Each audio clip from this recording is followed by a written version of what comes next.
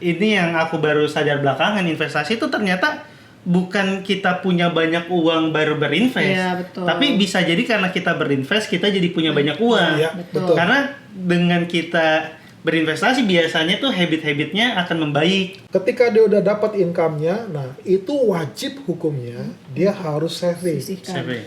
Nah, harus sisihkan untuk diinvestasikan. Tujuan daripada investasi itu adalah bagaimana nilai uang kita itu adalah bisa setidaknya mengalahkan inflasi. Nah, jadi kalau misalnya gaji UMR, nah dia wajib nggak investasi? Jawabannya wajib. Kalau misalnya dia belum punya dana darurat, itu di pasar uang dulu. Kenapa di pasar uang? Karena pasar uang tuh mudah dengan cepat untuk dicairkan. Oke. Menurut saya yang paling penting itu rasionalitas. Paling penting rasionalitas. Rasionalitas. Budgetnya udah habis, anak lapar. Enggak, budget udah lapar. Budget udah habis, lapar tahan besok.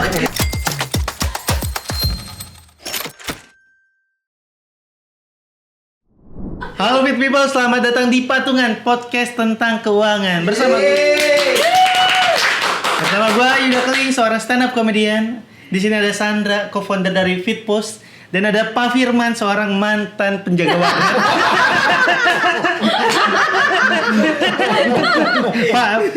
Pak Firman ya hafal Dirgat versi Indonesia gak Pak?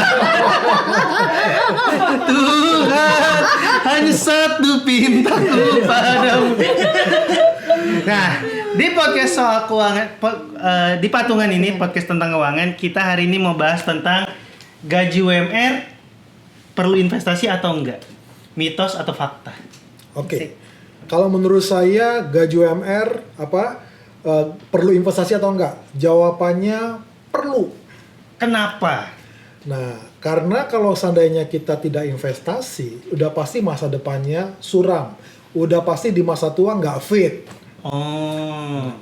Kalau dari Mbak Sandra? Gaji UMR gak perlu investasi. Iya. Perlu. Ulang lagi. Gaji UMR perlu investasi, itu mitos atau fakta? Mitos. Perlu. Kalau walaupun kita gaji UMR kita tetap harus perlu investasi. Karena kan untuk ke depan kita nggak tahu ya kita butuh apa. Kalau uang kita ingin bertambah, berkembang ya harus investasi. Oke. Kalau gue sih Mbak, menurut gue gaji UMR nggak perlu investasi. Tapi perlunya berdoa setiap hari itu tanggal 1 Mei. Sekarang setiap 1 Mei kan naik tuh biasanya. Iya, buru-buru. Demo buruh naik, Iya. naik, demo buruh UMR naik. Jadi kalau anggaplah 1 tahun semuanya 1 Mei. Iya. Naiknya 365 kali. Bener juga. Tapi mungkin ini, kalau seriusannya adalah buatku ya, semua orang tuh perlu berinvestasi seberapapun uang yang didapatnya. Iya. Karena ini yang aku baru sadar belakangan, investasi itu ternyata bukan kita punya banyak uang baru berinvest. Iya, betul. Tapi bisa jadi karena kita berinvest kita jadi punya banyak uang. Iya, betul. Karena dengan kita berinvestasi biasanya tuh habit-habitnya akan membaik. Betul.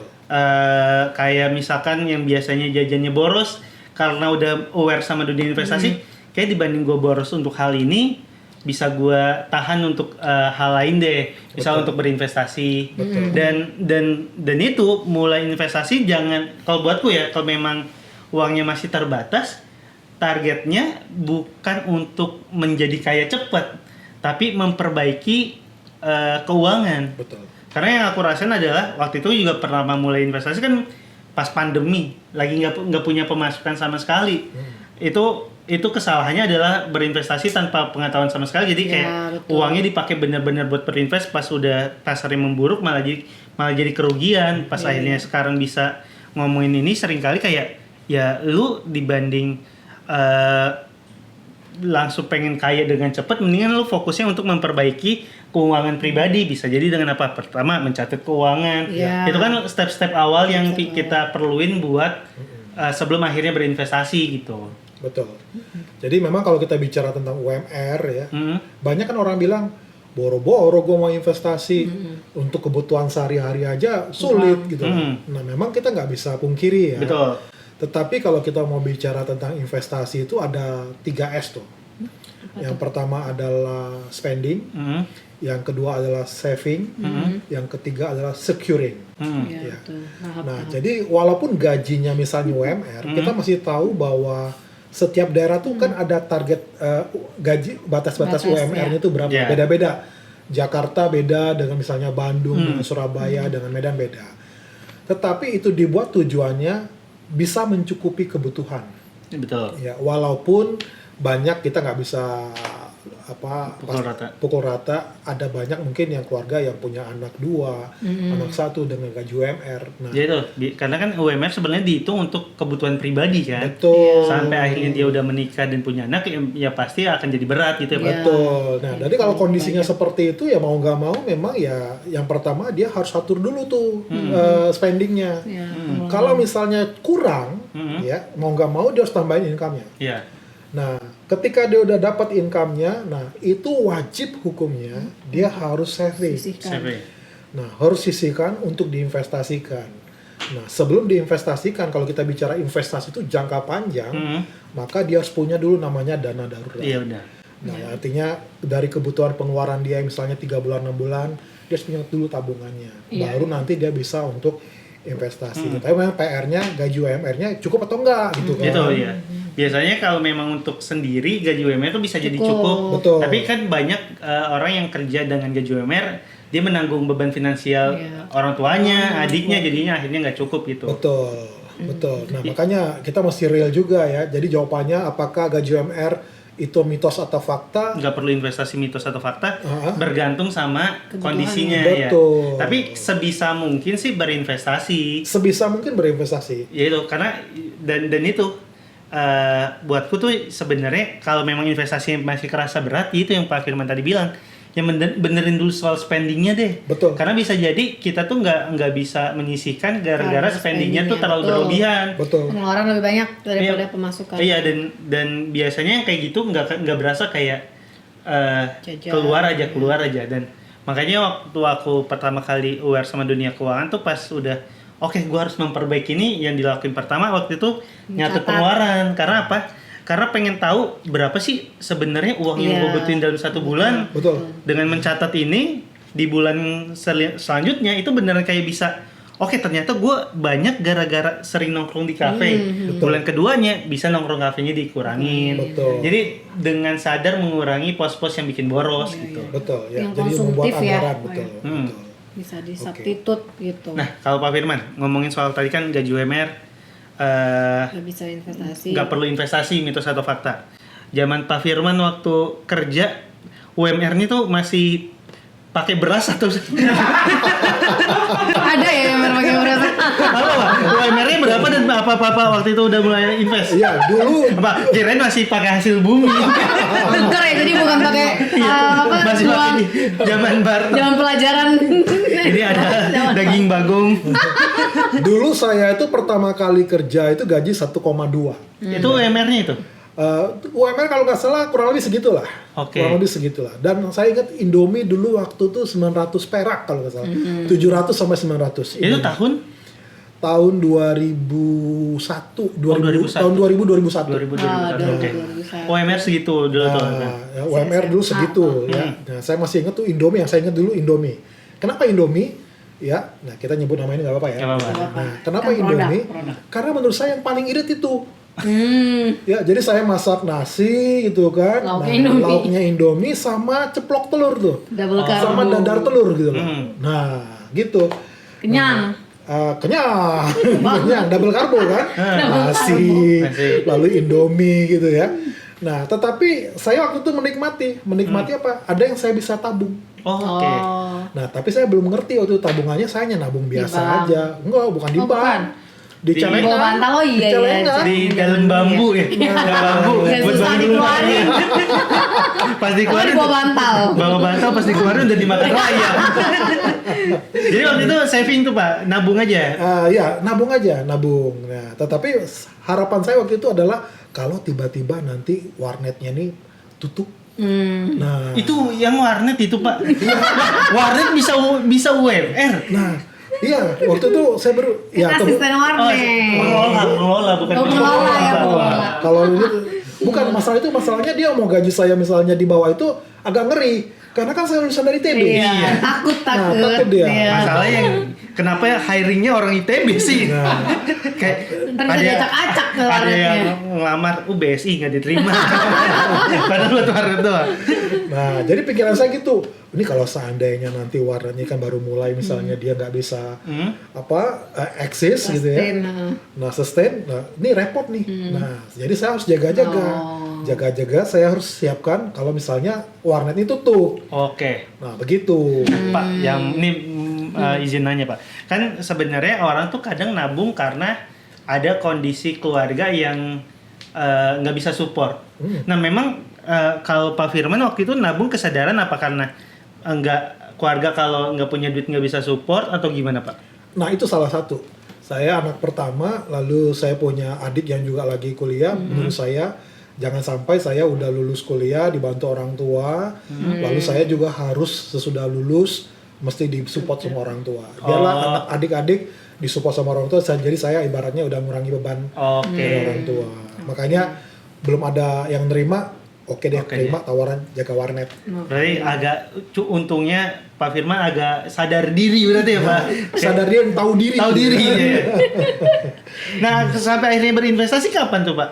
Nah, di situ saya baru mengerti investasi itu tahun 2008. Oh, 7 tahun setelah kerja malah. Iya, karena waktu itu saya nggak ngerti investasi itu ada saham, ada misalnya reksadana.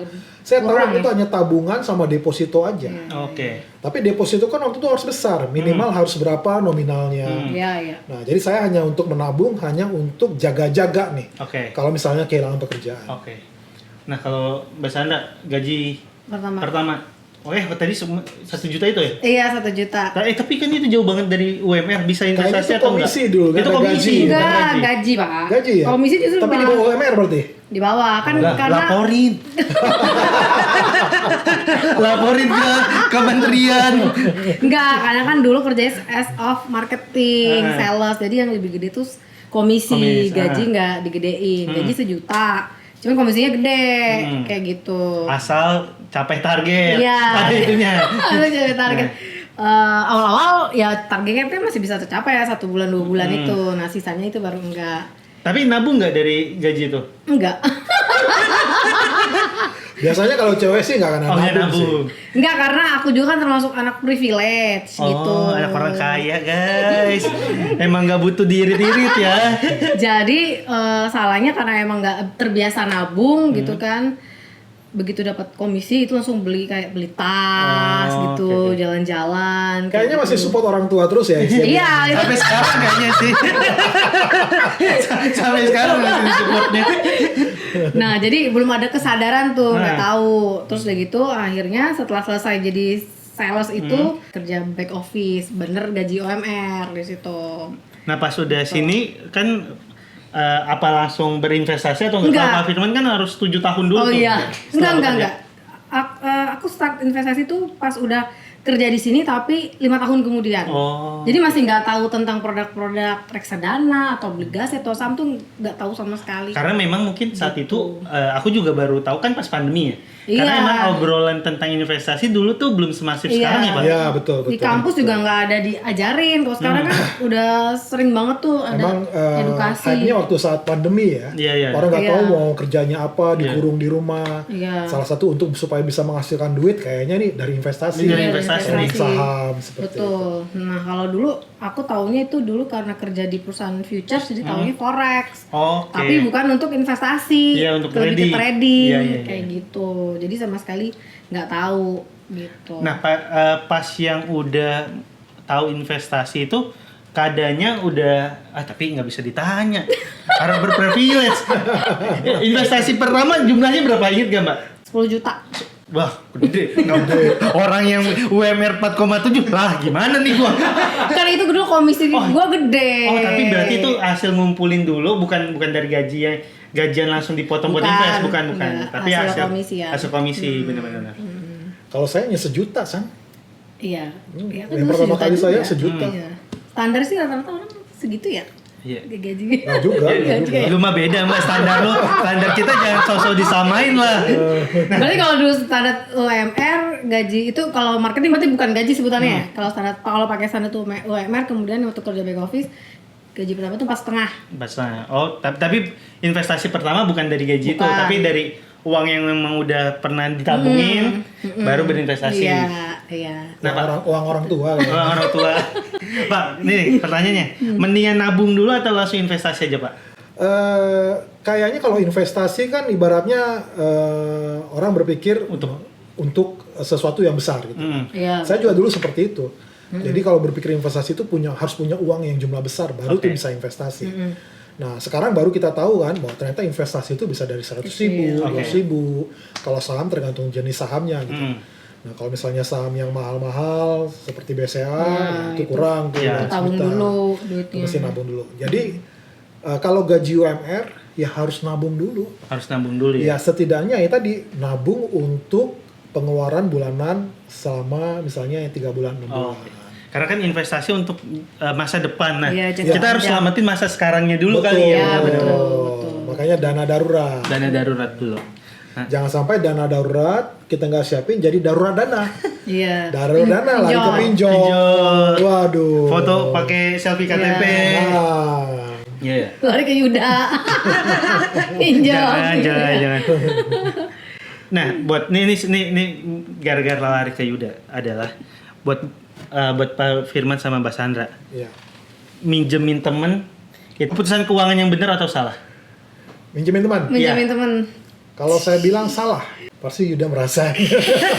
Lu jangan bikin ya udah mulai sekarang tidak akan meminjamkan, nggak boleh juga loh itu loh. Gue sampai punya ini template buat nolak minjemin duit. Karena susah nagihnya ya. Karena susah nagihnya. Bener. Nagih utang adalah pekerjaan paling sulit di dunia. Gue tuh sampai harus ini sama ChatGPT harus konsul dulu. Tolong buatkan kalimat lagi utang yang bikin dia mau bayar tapi nggak bikin dia tersinggung. Kenapa Pak? Ngutangin temen adalah keputusan keuangan yang salah. Karena kalau kita ngutangin teman, berarti kan kita uang untuk investasi atau nabungnya kan diabaikan, dihilangkan. Oke. Nah, kalau misalnya dia punya dana lebih, mungkin dia tidak mengganggu pos tentang investasi atau tabungannya. Nah, yang ada adalah justru dia akan mencairkan dana investasi atau dana tabungannya. Itu sesuatu yang salah. Kecuali kalau seandainya dalam kondisi, ini kan kita bicara UMR ya, kecuali dalam kondisi memang dia udah berada. Ya, kalau udah berada ya kita perlu juga tahu bahwa kalau teman butuh pinjaman, butuh bantuan, ya kalau kita punya ya kita harus bantu juga. Dengan demikian juga sebenarnya kita nabung juga, investasi juga. Tapi bodong biasanya itu Pak. Kalau balik. Kalau balik. Biasanya nggak balik Pak. Nah, Tergantung iya. dulu siapa nih, yakin nggak? Nah, kalau bahasanya ada nggak yang nggak balik? Banyak. Kalau itu ya. Berarti investasinya bodong gitu. Bodong. Tapi ya apa ya, mungkin lebih ke jatuhnya sosial ya. Jadi kalau misalnya udah kita pinjemin, tapi pinjemin juga harus sukarela ya. Pasti kita tahu itu uangnya uang loss kan. Yang loss. Dan kadang sering kali kalau minjemin uang tuh bingung tau. Kalau minjeminnya terlalu sedikit nggak enak nagihnya. Iya betul. Terlalu banyak kagak sanggup gue ngasih banyak segini gitu. Atau bingung nagihnya gitu. Bingung ya. nagihnya, kayak misal kalau cuma minjem 250.000 kan ya udah. agak nggak enak buat nagihnya kan. Iya. Tapi ke 2,5 juta, aduh sayang banget nih duit segini pinjemin gitu. Ya benar kata Pak Firman tadi, kalau misalnya kita ada uang lebih ya nggak apa-apa kalau mau minjemin ya, tapi kalau segitunya uang buat kebutuhan atau buat pos investasi atau pos dana darurat ya lebih baik jangan. Harus berani tuh say no. Mbak Sandra punya uang lebih? Langsung aja sih gue nanya nih Mbak. Atau Pak Firman punya uang lebih? Tadi juga sebenarnya ini pengen nanya juga, kan ada beberapa tabungan tuh yang modelnya dipaksa Pak. Ya. Yang misalnya kayak buat tabungan hari tua lewat pemerintah, ada langsung dipotong. Iya. Menurut Pak Firman itu keputusan yang baik atau enggak Pak? Iya. Karena kan jadinya itu kontrolnya bukan dari kita, tapi dipaksa untuk itu. Lagi hype juga tuh Pak yang apa? Nanti kita mau dibikin kayak PNS. Iya. Yang katanya kalau Gaji udah kita dipotong pensiun, lagi. Iya. kalau pensiun nggak bisa langsung dicairkan semua. Iya, betul. Kalau lihat dari semangatnya, ada semacam tabungan yang sifatnya dipaksa oleh pemerintah untuk tabungan hari tua mereka, itu sebenarnya semangatnya bagus. Semangatnya bagus. Tetapi kalau kita melihat perkembangan daripada hasilnya, saya melihat itu nggak baik. Kita lihat kan banyak misalnya seperti, ya kita dengarlah kemarin banyak yang rugi, ya. Lalu yang mereka cairkan hanya kenaikannya hanya dana pensiun kalah dengan inflasi. Iya, itu dia. Nah, artinya kembali lagi kalau kita bicara tentang masa depan kita kan yang harus tanggung jawab diri kita sendiri. Oh, jangan. Kalau itu kayak kita menyerahkan ke orang Orang lain yang nggak ada dengan hasil yang kita nggak bisa kontrol ya. Betul. Oh, benar juga. Itu sebabnya ya kita lah yang bertanggung jawab atas masa depan kita.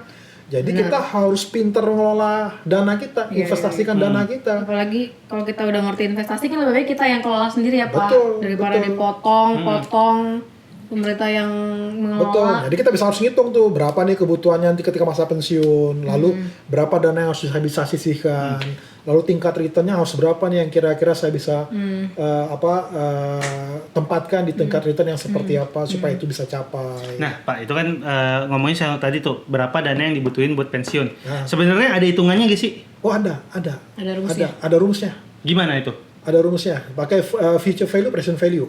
Jadi kita bisa Tolong Baru mau nanya jelaskan gimana, dengan bahasa yang sangat mudah. Future value, present value. Oke. Uang di masa depan. Ini yang past tense, Past tense, present iya, tense, iya. future tense atau gimana? Tenses atau gimana? Iya. Jadi kan sebenarnya ada yang namanya inflasi. Betul. Ya. Tujuan daripada investasi itu adalah bagaimana nilai uang kita itu adalah bisa setidaknya mengalahkan inflasi. Oke. Betul. Contoh, dulu waktu saya gaji pertama yang tadi 1,2 itu Indomie 700 sampai 900 ribu. Oke. Sekarang 3.500 kan? 3.000 ya. Kalau kita beli warung, Berarti sebenarnya gaji kalau sekarang UMR 4,8 ya? iya 4,8 ya. 4 kali lipat. Indomie 4 kali lipat juga ya? Nah iya, Iya, sama aja ya. nah, sama aja kan?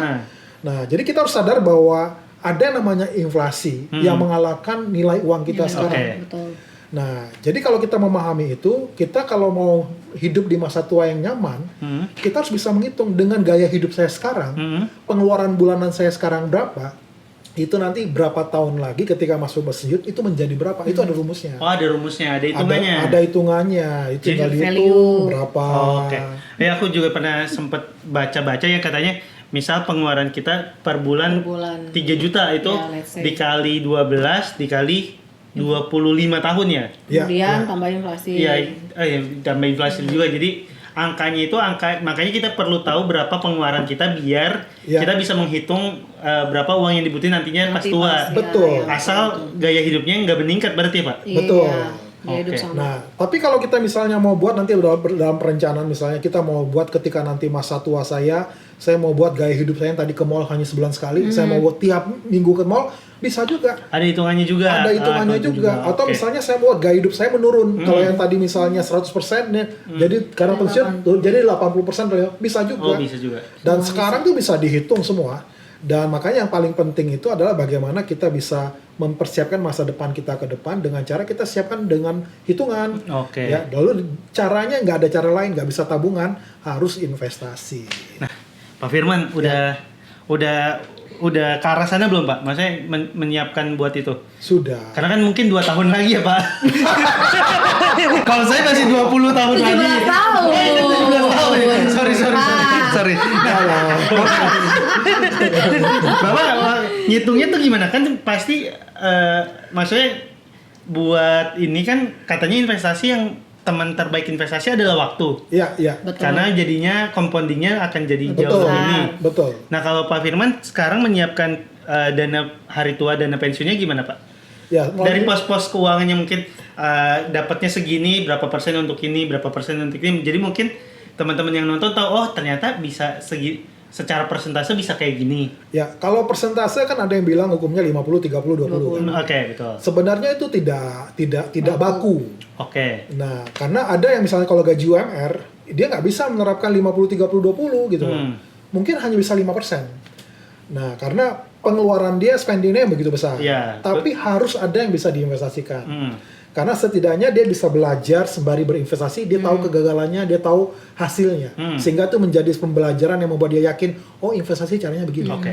Nah, ketika misalnya dananya makin besar, mungkin yang dia bisa saving lebih besar. Iya, betul. Ya, dibanding dari pengeluarannya. Jadi makanya kenapa investasi perlu dilakuin dari waktu gajinya masih belum cukup banyak, karena yang dibentuk tuh habitnya. Betul. Biar kalau nanti habitnya udah terbentuk waktu udah punya duit banyak, Betul. jadi lebih mudah untuk berinvestasi. Betul. Karena seringkali kayak mikir, gue mau investasi kalau nanti duit gue udah segini. Udah gede, Betul. iya. Pas duit segini, Ternyata enggak, nggak kebutuhan bisa kita juga. tuh akan ikut meningkat dan Iya, akhirnya nggak betul. berinvestasi juga. Gayanya meningkat. Benar. Iya, Makanya betul. dibilang, kenapa orang tuh bisa jatuh miskin? Karena terlalu banyak gaya. Iya, betul. Oke. Rumus fisika, Pak. Rumus fisika. Tekanan Iya. P sama dengan F per A. Nah, betul. Kebanyakan tekanan hidup iya, itu tekanan makin hidup besar ketika gaya itu semakin Gaya besar. tekanan benar. semakin Nah, besar. gaya tekanan semakin besar pada bidang yang kecil. Iya, Nah, betul. pada pendapatan yang kecil. Iya, betul. Jadi untuk meningkatkan supaya tekanan ini kecil, ya yang bidangnya ini harus diperbesar. Besar atau gayanya Gayanya dikecilin. dikecilin. Gayanya dikecilin. Itu dia. Nah, Gitu. kalau Mas Andra, secara porsi sekarang investasi tuh kalau di ngomongin persentase gimana, Pak? Standarnya kalau tadi kan 50-30-20 ya. Hmm. Kalau aku sih seininya aja, sesuka hati. Oh, jadi nggak ada pos yang kayak wajibnya segini. Iya, nggak ada. Kalau dulu sih karena apa ya, kerjanya banyak dapat komisi ya. Yes. Gitu. Tapi Jadi Beda memang. kalau saya lihat Mas Yuda, persoalannya kalau ditanyakan pada seorang ibu, ya istri, Oh iya. beda. Beda ya, bener Beda. ya. Karena yang lebih biasanya dia bilang itu tanggung jawab suami, kepala rumah tangga. Bener juga ya. ya betul benar. Duit saya, duit Karena saya, duit duit suami. saya. Duit suami Tapi- baru buat kita semua. Masalah perencanaan itu tanggung jawab Iya suami. makanya Iya. suami harus kerja Makanya kalau ditanya keras. begitu dia bingung jawabnya. Iya juga. Kan saya habisnya buat tas jual sih, Mas. Enggak sih, tapi sekarang udah lebih wise ya, Lebih lebih wise. bijak. Jadi uang suami kesannya kita uangnya enggak ini ya. Kalau ya jujur sih kalau uang sendiri buat kebutuhan pribadi. Oke. Jadi sebisa mungkin bisa mengelola uang jadinya. Ya karena kalau aku kan juga karena kan nggak ada bedanya. Aku kan nggak ada gaji bulanan kan, jadi Iya, akhirnya kan betul. makanya waktu itu nyatet tuh biar tahu berapa kos per bulannya, pendapatannya berapa. Jadi banyak yang bilang kan investasi tuh disisihkan, Iya. Iya. bukan Bukan uang terakhir. sisa. Iya. Nah tapi kalau buatku tuh memang jadinya uang sisa, karena memang ada Kebutuhan. pemasukannya nggak pasti tapi ada pengeluaran yang pasti, jadi emang dari Oke. pemasukan ini emang harus dikurangin ini dulu. Biasanya tuh kalau sekarang tuh dari uang sisanya itu 50%-nya buat investasi, 50%-nya lagi buat tabungan yang bisa dipakai misal dana darurat gitu, Oke. atau kalau memang ada pembayaran yang lama bisa uang ini dipakai buat nambel di kedepannya. Iya, sebagai dana darurat nyatur lah berarti ya. ya. Iya, jadi mungkin kan ada yang bilang kayak investasi harusnya disisihkan, bukan disisakan. Kalau memang kebutuhannya cukup besar, kayak mungkin aku karena membiayai keluarga juga, ya nggak apa-apa juga disisakan, karena kan memang yang dibutuhin kan buat masa sekarangnya dulu Ya gitu. emang segitu yang porsinya untuk investasi Iya, gitu, nggak benar, bisa iya. dipaksa juga gitu, nggak boleh kan Pak? Betul, betul. Memaksa kayak gitu. Betul. Nah, kalau kita lihat investasi itu wajib kenapa? Coba 5 terkaya orang dunia. Di dunia. Iya betul. Ya, nomor 2 sampai 5 itu mereka pemilik pabrik, pemilik usaha. Entrepreneur, Entrepreneur. usaha. Yang nomor satunya Warren Buffett. Itu dia tidak punya pabrik, Iya, tapi nggak orang punya. terkaya di dunia. Nah, jadi ibaratnya apa? Ya, investasi itu wajib. Kalau kita mau kaya, itu harus investasi. Oke. Nah, jadi kalau misalnya gaji UMR, nah dia wajib nggak investasi? Jawabannya wajib. Di mana Pak yang cocok buat investasi yang cocok untuk gaji Nah, ini UMR? pertanyaan bagus. Kalau misalnya dia belum punya dana darurat, Hmm. itu di pasar uang dulu. Kenapa di pasar uang? Karena pasar uang tuh mudah dengan cepat untuk dicairkan. Oke. Ya, bisa itu tabungan atau itu di reksadana pasar uang. Karena kalau deposito saya cairkan, ya otomatis kena Oh, iya, penalti. penalti. Penalti, oke. Tapi kalau misal tabungan, kapanpun saya bisa cairkan. Kalau di reksadana pasar uang, kapanpun kita bisa cairkan, tapi ada T+2. Lebih liquid lah Lebih dibanding liquid, dengan oke. deposito. Kita bisa kayak 2 hari lagi gue minjem dulu ya, 2 hari lagi gue balikin. Bisa kayak gitu lah ya. Nah, Bisa kayak gitu. kalau ada yang mau minjemin kan, Iya. Nelpon Mbak Sandra aja banyak uang lebihnya. Kredit. Oh, iya, kalau nggak misalnya boleh dia ya. udah punya dana darurat, tabungan, walaupun dia gaji UMR, itu Iya, disarankan adalah di tingkat investasi imbal hasil yang tinggi. Oke. Itu saham. Saham. Nah, tinggal cari saham-saham yang liquid, saham yang fundamental bagus. Nah, tapi liquid dan fundamental bagus juga nggak cukup. Perlu juga tahu kapan time to buy, kapan time to sell. Makanya feedstock. Menarik tuh. Terbaik masuk. Karena itu Pak, sejujurnya ya, untuk buatku ya, kalau mau investasi dan dapat menghasilkan dari sana, itu perlu waktu yang cukup panjang untuk kita belajarnya, Iya. untuk kita analisanya, karena kan nggak boleh tebak-tebakan kan. Betul. Iya, Dan karena pilihannya ada banyak, jadi kadang bingung harus beli yang mana. Betul. Nah, kalau Pak Firman bilang kenapa feedstocknya itu kenapa emang Pak? Ya karena yang tadi ya, saya nggak punya waktu lebih, jadi saya buat mesin learning bersama dengan teman-teman. Saya buat mesin learningnya dari pola yang ada. Nah, memang saya nggak punya waktu, saya terbantukan sekali. Jadi time to buy-nya dia bantu. Oh, kapan ini saham bagus untuk dibeli? Iya. Dan Oke. itu memang untuk long term investment. Oke. Nah, nanti tuh ada tulisan feedstock in gitu ya. Nah, ketika ada tulisan feedstock in, nah saya biasanya beli. Tapi ketika misalnya ada namanya feedstock motion. Nah, motion itu trading jangka pendek. Oke. Nah, tapi biasanya yang ini belum terlalu bagus mesin learningnya. Kalau yang atas sudah bagus. Udah bagus. Oke. Nah, tapi kalau misalnya saya ingin melihat misalnya kapan jualnya, bisa saya pakai yang di bawah. Nah, selama itu misalnya baru muncul, ya, dan di feedstock motionnya belum ada tulisan sell, Iya. saya biasanya langsung beli. Contoh nggak usah jauh-jauh BRMS tuh. Saya lihat Oh. di Mas Yuda Udah kali itu berapa ada persen? BRMS. Oh iya. Iya, bikin konten. Di juga. konten. BRMS tuh ya. Nah, itu per posisi harga kemarin udah 57%. Oh, keren. Nah, kalau dengan harga tadi yang tertinggi 280, itu udah 77%. Hampir. 77%. Hampir 80%. Berarti kita beneran bisa ngikutin aja terus tanpa analisa lagi atau gimana menurut Bapak? Atau kalau memang ada perlu analisa tambahan atau gimana? Perlu. Jadi semua pekerjaan saat ini bisa digantikan AI, machine learning. Tapi ada satu yang nggak bisa digantikan. Apa, Itu Pak? namanya wisdom. Oh, Nah, jadi ini hanya alat bantu untuk kita tidak perlu pusing dengan 930-an saham ini. Filter gitu lah ya Pak. Memfilter. Oh, oke. Nah, kita nggak usah pusing. Lalu yang dimasukkan di sini juga yang Kompas 100 dan LQ45. Jadi yang nggak usah takut kalau ini digoreng ya. Oke. Karena Kompas 100 LQ45. Tetapi ketika itu keluar ya. Nah, kalau misalnya saya mau beli, ya silakan beli. Tetapi ada angka lebih bagus, kita juga harus ngerti. Misalnya ini secara teknikal, basicnya, ini udah oke belum? Nah, ini kalau misalnya secara fundamental, saham ini bagus nggak sih ya? Nah, tapi setidaknya dari Kompas 100 LQ45 itu kan kita udah tahu fundamentalnya bagus. Oke, iya, iya. Lalu Market liquid. cap-nya Nah, lalu besar. untuk long term investment, ibaratnya kita nggak usah takut kalau untuk long term ini Oke. bisa. Nah, jadi waktu saya yang sifatnya saya nggak punya banyak waktu, saya bisa investasi. Nah, walaupun dengan harga yang misalnya dengan waktu yang sedikit. Nah, bagi yang UMR kan juga bisa. Kan tinggal cari kalau misalnya yang keluar fixed stock in-nya, misalnya Harganya. saham-saham yang masih murah seperti BRMS kemarin kan, harganya dulu 160 waktu sinyal keluar. Berarti satu lotnya tuh 16.000. Satu lotnya hanya 16.000. 16.000 ya betul. 16.000. Coba kalau misalnya dia punya 160.000 atau misalnya 1.600.000 tambah 70-an% itu Ya. udah hampir Benar-benar. Hampir 100%. Nah, hampir 100% kan. Jadi sebenarnya ini tuh sebagai alat bantu aja, bukan Alat bantu. bukan kalau ada langsung tutup mata beli. Sebisa Iya. mungkin kalau memang kali ini portofolio punya kita, ya kita sendiri yang menentukan ini cocok atau enggak. Betul, betul. Cocok atau enggaknya berdasarkan analisa kita pribadi gitu Betul. ya. Tapi kalau saya karena saya merasa itu udah cukup works ya jalan ya. Nah, saya lihat win rate-nya juga cukup bagus 80% per hari ini. Saya ketika itu muncul ya saya langsung beli. Langsung beli. Nah, contoh hari ini itu Access keluar. Ah. S1R. S1R udah keluar. ganti namanya. Nah, Access keluar kan. Nah, tapi saya lihat oke lah, setidaknya saya dibantu untuk saya bisa berinvestasi dengan mudah. Nggak serumit seperti yang orang pikir kalau mau investasi itu rumit. Nah, dengan ada alat bantu ini membantu kita untuk bisa berinvestasi. Iya. Dan tadi Pak Firman juga sempat mention soal kalau kayak BRMS bisa beli satu lot tuh 16.000. 16.000.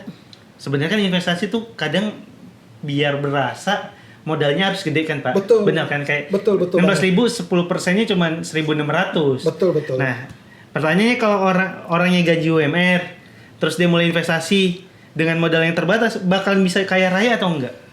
Nah, memang kalau mau kaya raya itu tetap dari modal yang besar. Dari modalnya ya? Nah, itu baru terasa gitu. Itu Kalau ya. kecil enggak. Cita-cita kaya Tetapi raya. harus dimulai dari yang kecil. Nah, itu dia. Harus dari yang Membiasakan waktu uangnya masih terbatas, habitnya udah terbentuk, biar Betul. nanti kehidupannya lebih baik, pendapatannya lebih baik, kecil. Betul. bisa mulai Memperbesar investasi dengan porsinya. porsi investasi yang lebih Nah, gede Ya. gitu. Karena yang menjadi masalah itu psikologi kita. Makanya kalau Oke. kita mau buat Mindset, perencanaan ya. keuangan, ya, itu ada namanya psikologi finance tuh kita harus mesti belajar juga. Nggak usah jauh-jauh, saya dibantu dengan machine learning ini juga. Saya nggak perlu FOMO gitu loh. Iya, Oke. betul. Nah, nggak perlu FOMO. Karena apa? Kalau kita narik-narik garis tuh, Mas, itu kan antara Mas Yudi yang narik dengan saya narik itu beda loh. Benar ya. Nah, tapi kalau ini yang saya percayakan sama siapa? Mesinnya. Itu secara saintifik, secara formulanya udah Karena ada. udah pakai rumus. Nah, lalu saya lihat juga banyak tuh kan misalnya dihujat-hujat yang komunitas karena mereka karena dia nggak manusia. Oke. Nah, kalau ini mau hujat ya silakan aja hujatin mesinnya komputernya Nggak gitu ada, ya. nggak ada emosinya juga ya. Nggak ada emosinya juga gitu kan. Nah, tinggal percaya atau nggak percaya gitu. Nah, aku mau nanya satu nih. Tadi kan ngomongin soal psikologi juga. Menurut Pak Firman sama Mbak Sandra, ngatur perencanaan keuangan itu yang lebih berperan psikologi atau rasionalitas?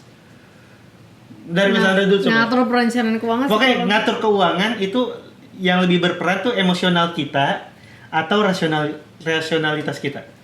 Ya harusnya rasionalitas kita ya. Kalau emosi, Enggak, tapi bukan harusnya. Yang Mbak Sandra lihat dan alamin itu lebih besar emosional yang berperan atau rasionalitas yang berperan? yang udah dialamin, itu lebih besar. Kayaknya masih ada unsur emosionalitas ya. Emosionalnya. Ya emang kalau ngatur keuangan tuh emang lebih sulit daripada mencari ya. Mencari uang itu ngatur tuh lebih sulit.